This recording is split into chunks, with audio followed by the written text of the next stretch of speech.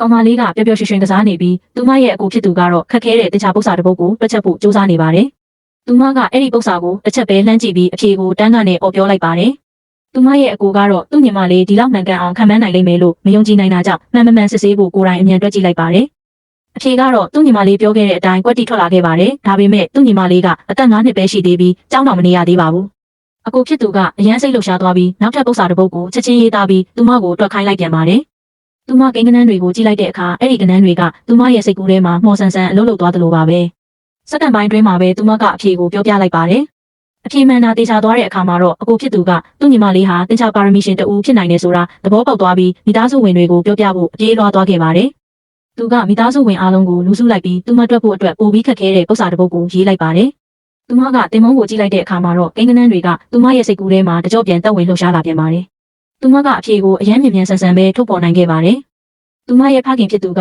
ဒါကိုမယုံကြည်နိုင်တာကြောင့်နောက်တစ်နေ့မှာသူမကိုကြောင်းခေါ်သွားပြီးဆီယာမကိုသူမစဉ်းစားနိုင်တဲ့မြအခက်ဆုံးပု္ပ္ပာကိုပေးဖို့တောင်းဆိုခဲ့ပါတယ်။ဆီယာမကတော့ဒီကောင်မလေးဒီပု္ပ္ပာကိုနားလည်နိုင်လိမ့်မယ်လို့တော့မယုံကြည်ခဲ့ပါဘူး။ဒါပေမဲ့ဆီယာမအံ့ဩသွားရလောက်အောင်ပဲကောင်မလေးကစက္ကန့်ပိုင်းအတွင်းမှာအဲ့ဒီပု္ပ္ပာကိုဖြေရှင်းနိုင်ခဲ့ပါတယ်